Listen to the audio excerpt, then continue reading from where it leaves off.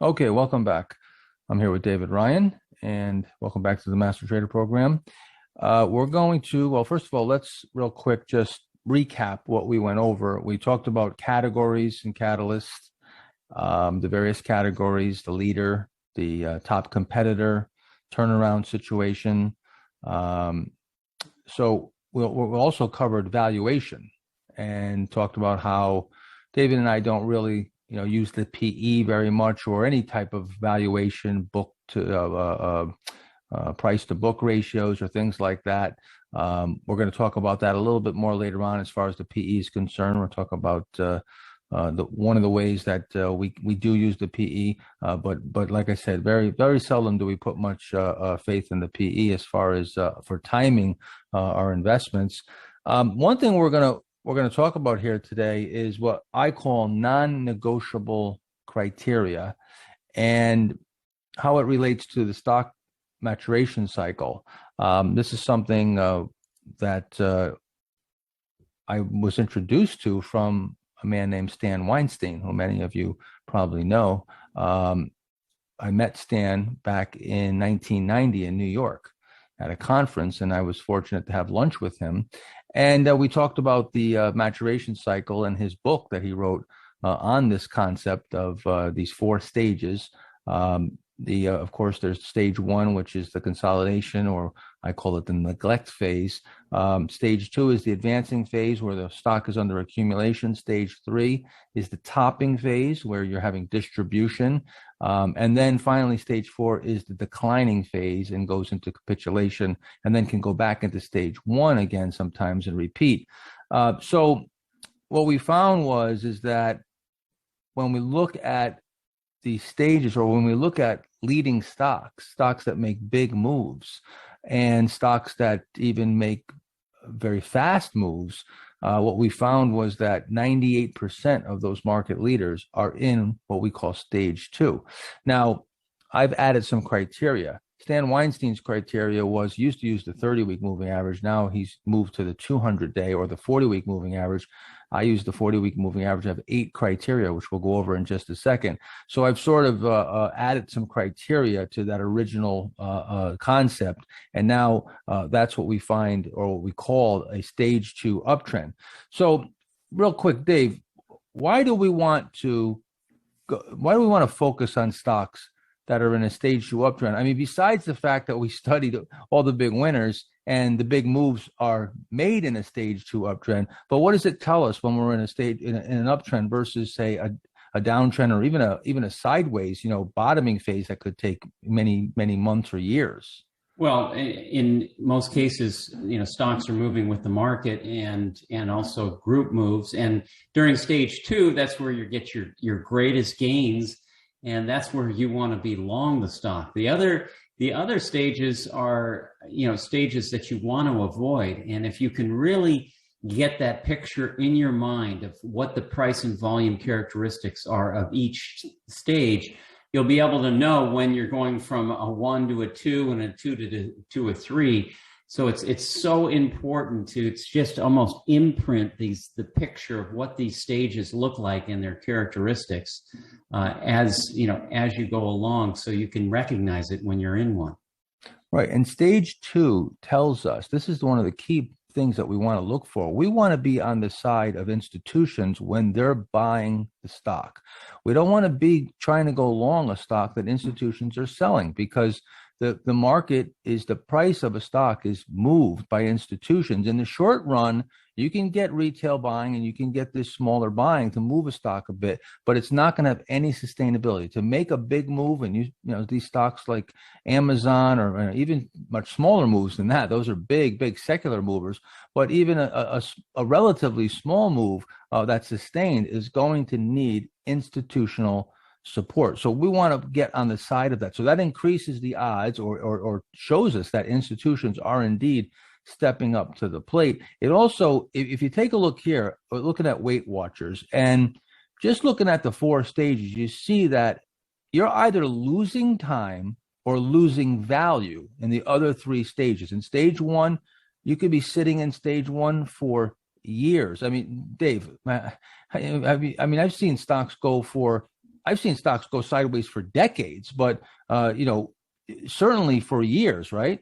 Oh yeah, well even the best stocks like Microsoft made a great move from the 80s all the way up to 2000, and then sat out for 16 years before it started a new uptrend.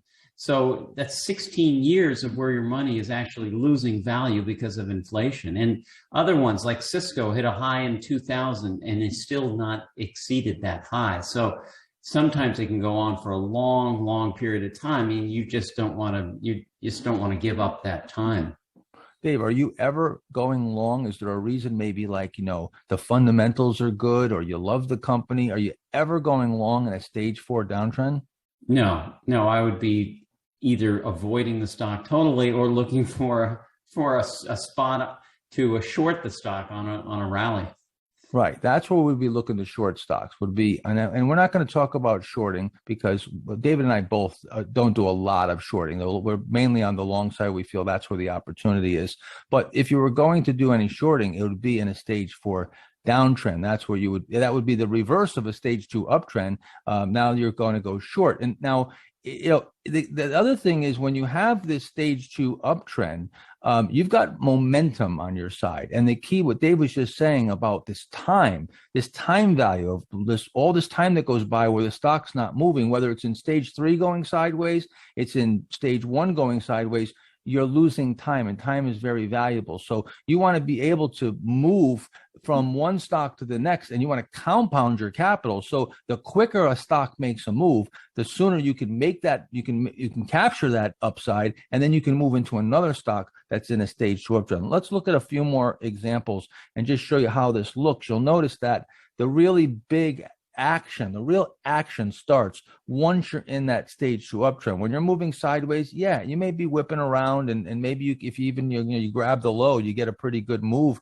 But the real big move happens during the stage 2 uptrend. And like I said before, when we look back and we look at the big movers and the leaders, 98% of them made their big move when they're in stage 2 uptrend. And that's what we call non-negotiable criteria. That means that we're not even going to really look at a stock. We're not even going to consider it unless it's in a stage 2 uptrend.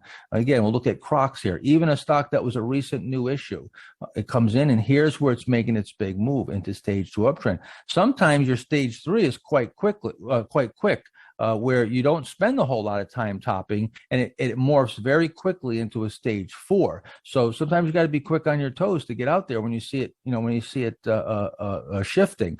The other thing I want to point out, and this is an Amgen stock that I bought. I know Dave was involved in this stock back in the 90s. This was a big stock for Bill O'Neill. You'll see that sometimes what happens is you get into that stage 2 uptrend, you go to a stage 3, you come back into stage 4, and that doesn't mean the stock is done. But it could, right? You don't know, and you're managing it in real time. So when you're in the stage 4 downtrend, you want to be out before that even unfolds. However, it can reassert itself, and who knows? It could be a year, it could be 5 years, and then get back into a stage 2 uptrend. And as long as that criteria is met all over again, you can get back into the stock. Let's take a look. JetBlue. So this is where this would start to get on my radar. Now here's really something to take a look at. Look at the contrast here in volume.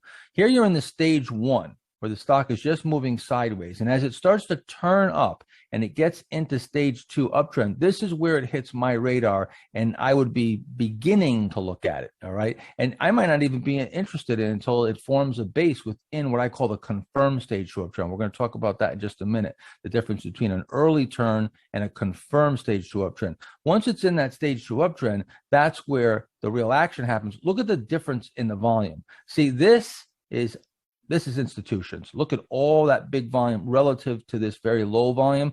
That's where the institutions are now coming into this, and they're stepping up to the plate. And the other thing to know is that if you don't get the first move in a first stage uptrend, there are usually 3, 4, sometimes 5 moves where there are proper bases built between those different moves. And so even if you miss the first move, you can get the second. If you miss the second, maybe you get the third. So don't hit yourself over the head for missing the first move, because if it's a great stock and it's going to be going for 18 months, you'll have another chance at it sooner or later. Yeah, and this is where I was buying Lulu. Lululemon was coming out of this base right here after it was in a stage 2 uptrend. And then you can see you formed a bunch of bases as you marched its way higher and higher until you finally went into this stage 3. And then you had that, look at that big move down, the big volume. That's where you're just starting to go into stage 3. You're getting the liquidation phase, and then you turn over into the stage 4, and you should be out long before that. But you get a lot of chances. Sometimes you'll get you'll get a bunch of different bases that form. Sometimes you won't, but usually you get yourself several opportunities. As a matter of fact, very often what happens is as the stock gets popular and starts bringing even retail investors, and maybe the name or the business really starts to get going, you can get some of the biggest moves actually in the later bases, in the second, the third, and sometimes even the fourth stage base, where the stocks blow off and then they make very big moves. Go ahead, Dave. Yeah, and Mark, the one thing I'd like to say about the difference between stage 2 and stage 4 is they're almost exactly the opposite of each other in terms of the way the stage 2 stock acts. It moves up quickly on big volume and it drifts while it's building a base, and the volume lightens up. On stage 4, it's exactly the opposite, where the stock comes down on heavy volume and then rallies on lighter volume, and just cannot get traction, cannot make up a lot of those big drops that the stock has. So stage 2 and stage 4 are exactly mirror images of themselves in how the stock acts. Yeah, and I want to point out a subtlety. This is something that actually I learned from Dave years ago. It's a subtlety, but once you learn how to spot it, it's not so subtle. And like Dave said, the complete opposite. And we're going to be talking about this later too when we look at daily charts. Right now, we're looking at weekly charts, but this same exact concept works in all time frames. Take a look how you move up very quickly here, right? And then you take a whole bunch of weeks to pull back, and then very quickly in just 1 or 2 weeks, you come all the way back. This is this is the tennis ball action that I always talk about, but this is marrying the tennis ball action, right, with the fact of you're looking at the number of days or weeks that it takes you to drift back, and then you make it all up. Now, right here, look how you come back, right? And then just boom, 1 week, you make up all the lost ground. Look right here. You got a whole bunch of weeks, and then 1, 2, 3 weeks, you make up all the ground. Same thing happens over and over through this entire uptrend. You can see that same characteristic. Now, look at here. Boom, big down move. Now you take all this time to drift up, and then wham, you erase it. See, you move sideways, wham, you erase it. Again, takes all this time, boom, just a couple weeks, and you're back in new lows. These are the characteristics that you want to look for, and you want to see, of course, the up moves being quick and the down moves drifting, and also you'll look at the volume during that time, and you'll see that the volume will be explosive on the upside and then will contract on the down move. This is a concept or a technique that you're going to use on all time frames. Now, looking here also, and if you remember, there was a very popular, I won't mention any names, but a very popular investor that was buying this stock. If you remember, Valiant Pharmaceutical, and this came below the 200-day, right? Went into a stage 4 downtrend, and this is where no matter how good the story is, no matter who's buying it, no matter what you hear on the news, you should be avoiding the stock. The stock is telling you, and even some of the smartest investors that were buying this all the way down, and then this stock went down 93% in just 15 months. And again, there was, people buying this stock, hedge fund managers buying the stock, and people that believed in the story.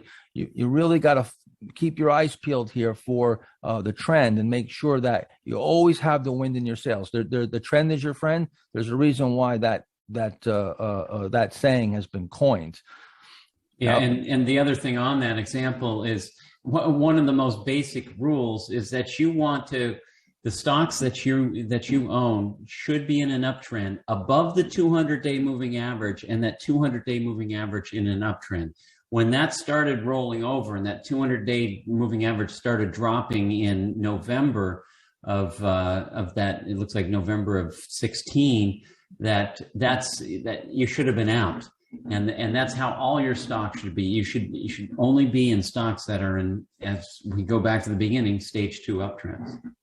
That's right. Now, just think of it as having the wind in your sails when you're in an uptrend, and then when you come under the 200-day and the 200-day rolls over, now you're going into the wind. You're trying to sail into the wind, or you're trying to swim against this big tide. Now, we're going to show you in just a second. There's the 8 criteria. We're talking about the 200-day, but there's some other criteria too, and I'll show you that in just a second. Now, here's the interesting thing where this is a stock that I actually added to our short list for our clients, but it was a long. So you can see here, this was what we call a power play, where the stock moved up real rapidly after you had an IPO, and then it formed this little base right here. This was what we call a power play, or also referred to as a high tight flag as well. And then you make a nice quick move. You're able to capture a real nice move here in just, 10 weeks or so. And then that stock starts topping. And now it rolls over, and now it's a short. That same stock is a short, all within, a time frame of, just a couple years, and then rolls over. And look at this, boom. Right? Because now the momentum is to the downside, and now you get the same type of situation that you have here on the upside. You're getting in reverse, as Dave said, on the downside.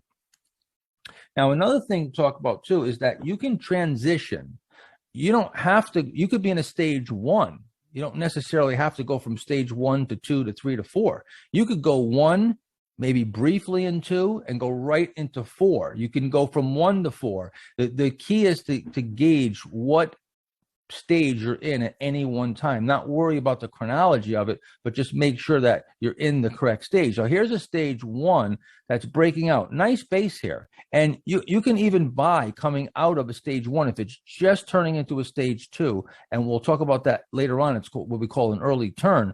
But you have to be very careful when you just get in, when it's just starting to turn up, because you don't have that confirmation. It hasn't proven itself that trend is going to hold. And this was going right into the the banking crisis here, and going into the 08, 09 decline. And this is Citigroup. All right, Citigroup comes out of a nice base, and you've got to always be ready to switch gears. I always say, if you're in cash, you got to be prepared to go long. If you're long, you got to be prepared to go to cash. Always entertain or always be prepared for the opposite side of the trade. So, don't form an opinion here. It came out of a big base. Oh boy, I'm in a stage 2 uptrend. Everything's okay. And now it quickly rolls over. Now, of course, if you had a stop loss, you'd be knocked out of this. Something like, Bank of America here, same thing, came out of a base, gets into a stage 2 uptrend, and you should be selling here. Whereas your first point where this is not acting so well, if you didn't sell there, definitely here, and without a question here, because now you're rolling over and you're really starting to turn into that stage 4. So if you know these stages, you're going to know if you should be entertaining the stock or not even thinking of it. Now, you remember earlier I talked about how we're going to start at a satellite view, then we're going to come down to an aerial view, then go to an overhead, and then to a microscopic view, and really get right down to the buy point, specific days, volume analysis, and price, right to the very day of the buy point and selling rules. Right now, we're just starting to come down a little bit and go to maybe an aerial view, right? We gave you that big perspective talking about the categories and valuation. Now we're coming down to an aerial view. Still, though, this is still perspective, but we now have some real rules, right? Where this is also applicable. These are decisions that or things that you're going to look at to qualify the trade. All right. So you want to, this is what we call a qualifier. Non-negotiable by criteria means that this isn't open for negotiation, right? There's not, well, but, it has big earnings, or well, but it's Amazon.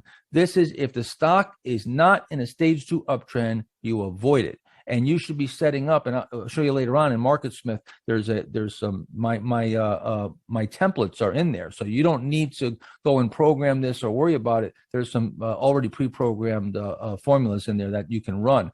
And we'll do that a little later on. I don't want to get to that just yet. So another thing too is, don't get enamored with bank or upgrades or recommendations from, Goldman Sachs put it on their buy list, but it's in a stage 3 or a stage 4. This is a perfect example. I always like to show this. We put this stock on the short list. We initiated this as a short alert on July 9th of 2012. Just shortly after, all right, 5 days later, Citigroup upgrades it to a buy. And 3 days later, look at this. Pow, it gets creamed. 3 days later, it's down 23%, comes down much more, has a brief rally, and just gets annihilated. And the stock almost cuts in half.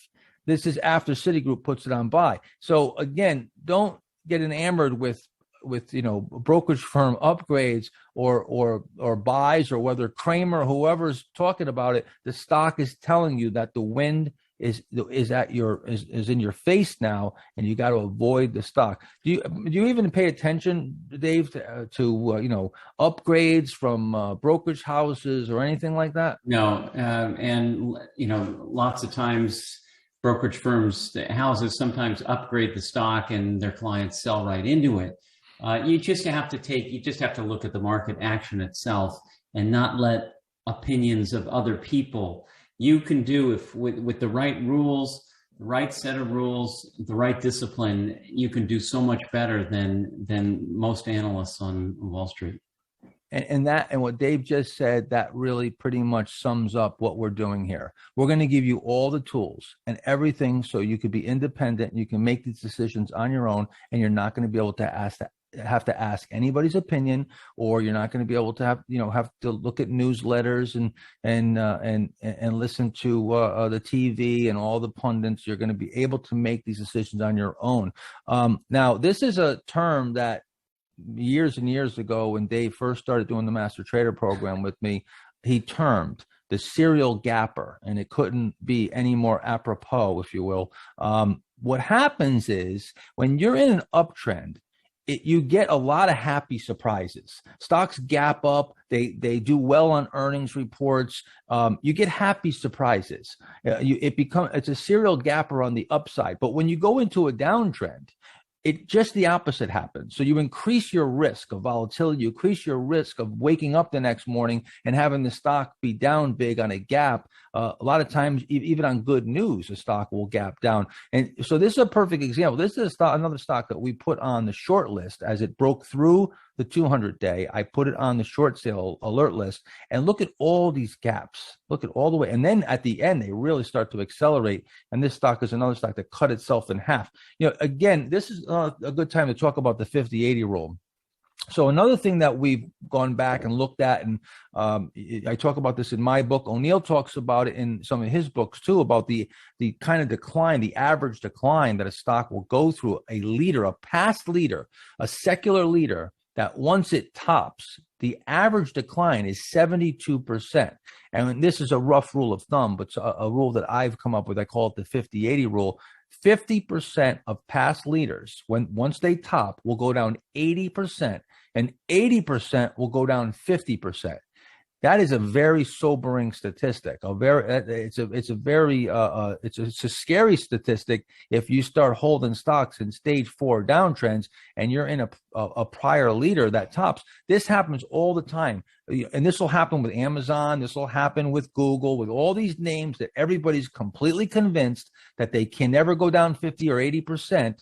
I assure you that Amazon, Google, Netflix, PayPal, all these names that are these Facebook, that are the rocks of Gibraltar of the market here. I assure you that at some point, those stocks, the 50-80 rule, they will succumb to the 50-80 rule, and it'll be too late. If you're sitting there trying to buy them in a stage 4 downtrend, you get yourself in big trouble. It might blow your account up. Yeah, and I just add, do not fall in love with your stock. I mean, yes, it's great when you're aboard a stock and you've held it for months and maybe even a few years, but when the characteristics change, you've got to not treat it as your own little baby and I can never sell it. Well, you can see just in some of these examples what can happen when a downtrend starts. You have no idea how far it can go. So you just, and I know people get enamored with certain names. I've got to own this. I've got to own this. But there always comes a time where those great names can underperform for much, much longer than you can ever think. Yeah, and I'll follow up on that by saying, look, first of all, if you're going to fall in love with the stock, you fall in love with it while it's in a stage two uptrend. You're never going to fall in love with the stock once it's in stage three, stage four, or even stage one. But if you're going to fall in, but here's the thing: you don't marry a stock.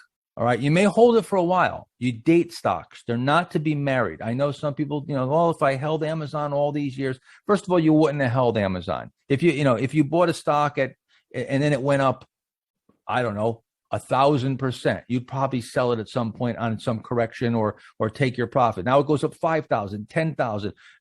Very few people are going to hold a stock for an 80,000% move. But here's the main point: plan for a divorce. Okay, at some point you're gonna get a divorce from your stock. You're gonna have to get it, whether it's forced or it's something that you planned for. There will be a divorce. I assure you. At some point, all stocks you will end up having to have a forced divorce. So don't marry them, and if you do marry them, plan for a divorce. All right. So real quick. This is just, I'm not going to go through this, but this is the transition criteria. So when you're watching stocks, if you're watching stocks maybe in stage one bottoming, a lot of people are like, well, I want to get a lead ahead of it and watch it before their stage two. I can get it right when they turn to stage two. Like I said before, I'm going to show you in just a second. We have some screens in MarketSmith that you can run that'll show you that transition. But if you're not using MarketSmith and you're just looking at stocks, these are the transition rules. This is what you want to see on the daily and the weekly. I just put that out there for you. You can look at that at your own time. But real quick, why are we trading with the trend? As we started off the conversation, why do we trade with the trend? 98% of the biggest movers and the fastest movers were in stage two uptrend. That's compelling enough. That for me, that's enough. Do you want to be in the 98% club, or do you want to be in the 2% club? Do you want to have a 2% probability of being in a big moving stock or 98%? See, if you're in any other stage than stage two, based on history, you have a 2% chance of being in a big winning stock, because 98% of stocks are in stage two before they make a big move. So right there, you've killed your probabilities.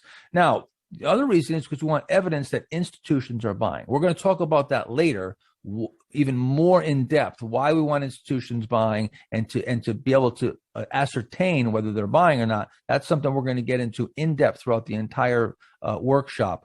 You're also going to increase the probability of success because, like we said before, you're going to get bailed out more often. You're going to get happy surprises with a serial gapper to the upside than a serial gapper to the downside. You're going to have stocks that are going to respond to news better, even bad news. Sometimes they'll go up because they're in this uptrend and there's an appetite for the stock, as opposed to in a downtrend, even good news, the stock will come off. And here's even a more important reason, and this is what we're going to get into very much detail later on. You know what to expect. You see, we have to narrow down the market to a set of parameters that cuts out a lot of noise and cuts out a lot of the other selections, the potential selections, because we need to know what to expect under certain conditions. It's all about reference points. See, David and I have been doing this so long that when we see a stock, we immediately, our eyes are like a template. We just overlay it, and we can look in 2 seconds and see if it's meeting the criteria that we're even willing to consider it. And we could just throw it out or consider it right away and just start narrowing it down. And we know what we need to see. And then under those conditions, we know what to expect, to whether the stock's acting normal or abnormal. Under this particular condition, this is what the stock should do. The stock should be showing us tennis ball action, having pullbacks that are on low volume and very quick moves back up. All these characteristics that we're going to be going over, we know what to expect, and that's all you need to know. You don't need to forecast. You don't need to have a crystal ball. You just need to know what's normal and what's abnormal. And like I said, we'll get into that very much. Now, remember, your goal, here's the real key, because everybody has this buy low, sell high. Your goal is not to buy at the lowest price. Your goal is to buy at the right price. So what is the right price? The right price is that when you buy, the stock goes higher before it stops you out.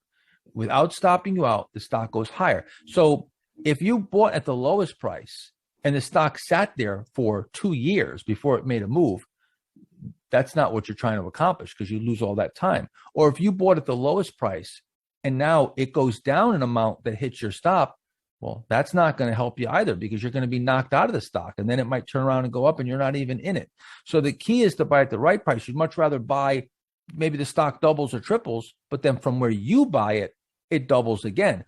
The key is what it does after you buy it. And that's the real key that we're going to be talking about here. Dave, I don't know if you have any final comments on that. Yeah, I would just add is that when you're in a stage 2 uptrend, or is that you're looking for change. If the stock is going up and it's got a nice trend going, it's when things start changing is when you should be aware of maybe that stage 2 is over and we're going into stage 3. So you're always looking at the price and volume. You're looking at the characteristics of how the stock is trading. And once you identify that change, you might be getting ready to be selling that stock. And I'm going to show you later on, because some people say, oh, this is long term. And, and what about the shorter term trades, the swing trades, or even the really short term trades? This criteria is the same criteria if I'm day trading a stock, swing trading, or trying to hold it for a big move. I'm still requiring all this criteria from my buy point. So we're going to get to that later. Here's the trend template criteria. All right, this is also in my books. Many of you may have seen this already, but this is the criteria that you're going to want it to meet. Now, here's the important thing. It needs to meet all of this criteria. It's not like if it meets 7, it's okay. It needs to meet all this criteria to be a confirmed stage 2 uptrend. Now, in MarketSmith, if you go to reports and you go to technical, in the folder technical, there's going to be 4 Minervini trend templates that are going to come up. There's a 1 month, a 1 to 4 month, a 5 month, and a 5 month we call a 5 month loose. We're going to have Arusha from MarketSmith here on live trading. So I'm not going to get into this too deep, because we're going to go into all this, and he's going to show us MarketSmith, and you'll learn a whole bunch of things about MarketSmith, and we'll look at these in depth. But all these screens for finding an early turn, a transition from stage 1 to stage 2, it can be found in the 1 month and the 1 to 4 month, and then confirmed stage 2 uptrends can be in the 5 month, and then the 5 month loose lets you add additional criteria that's not in there. Now, the real cool thing is that you can use these as a qualifier, so you can screen the entire market. It screens them out based on my trend template, and then from there you can add criteria, so you don't even get tempted to buy some stock that doesn't meet this criteria or that's in a downtrend. Real quick, also, you can go on MarketSmith. There's up in the right hand corner, it says open stock ideas, and if you click on that, there's a shortcut, and you go right here just under the William O'Neill screen is the Minervini trend 5 month. If you click on that, it's under weekly uptrend. You click on that, and then it will go and it will take you to this folder, and you'll see all 4 of them. So that's a little shortcut. Yeah, and Mark, one thing I would add to that, when I spend a lot of time, or at least every week, I'm looking at the 1 month trend template. And what's interesting is that can actually give you some feeling for the market. Is the market starting to turn, or has the market been going for a long period of time? Because when the market's been an uptrend for a long period of time, you're going to get fewer and fewer stocks that are showing up in that trend template. I mean, you're going to get like under 20 stocks. But when the market has gone through a correction or has gone through a bear market and then starts turning, you're going to get hundreds of stocks showing up that are just starting to turn. And you can also get a great indication of what groups are starting to move when you see a bunch of stocks that are hitting that trend template. That's right. You can sort it by group, and you can see right here when this was run 872 stocks. I remember when we were in the correction, in the bear market correction, it was down. It was way down. I think it was 100 names or a couple hundred names. So yeah, I know a lot of people have mentioned that they look at that and see the health of the market based on how many stocks are in the uptrend versus the downtrend. And that's something also that Stan Weinstein used to do. And I think he used to have a newsletter called the Professional Tape Reader. This was way back, many decades ago. But he used to rank, how many stocks were in the various trends. And that was very helpful in understanding where we were in the maturation cycle of the overall market. So early turn, real quick, is when we first turn up and you get the 200-day is only up in an uptrend for 1 month. So it's very early in the transition from 1 to 2. A confirmed stage 2 uptrend. Now we're in an uptrend for greater than 4 months, and usually you stair step your way up from there. And now you've got all the criteria met, but you're in an uptrend with the 200-day for over 4 months, and that's what I call confirmed. And that's the majority of the stocks that I buy are in the confirmed. Now, real quick, we're going to talk about this later about power plays, high tight flags. They move up so rapidly from the lows, they can actually transition from stage 1 to stage 2, but be in an early turn. So that's one of the reasons why you look for the early turns, and you can run the early turn screen, is you'll find some of these power plays that go from dormancy to just boom, off to the races. They double or triple in a very short period of time, and you're going to need to apply the early turn criteria. So there is some caveats. A confirmed uptrend is what you want the majority of your stocks, but for the power plays, you can sometimes get them where they're going to be in the early turn criteria. And the last but not least, if you get a very large base, you get a base that's moved sideways for a long period of time, and usually a double bottom or some type of base that forms over a long period of time and has either a dip on the right side, or maybe is forming like here, low on the right side, you can get where the moving averages flatten out, and then it comes out of these bases and you're in that early turn also. Those are just two quick caveats that I wanted to cover.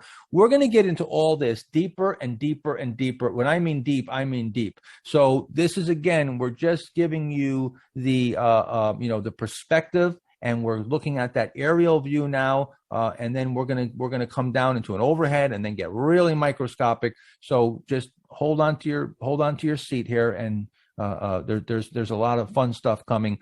So when we come back, we're going to talk about fundamentals, because we also, we're going to talk about technicals. We started off with some technicals and some group work. We talked about categories, valuation, now the trend. We're going to add the fundamentals, and then we're going to go back to the really, really fun stuff. We get to the chart patterns, and then later on risk management, of course, and talk about IPO bases and power plays and everything you can think of under the sun. The math behind all this, risk management, everything you can think of from A to Z. So, but we're gonna take a break right now, and then we'll be back, and we'll go to fundamentals. Okay.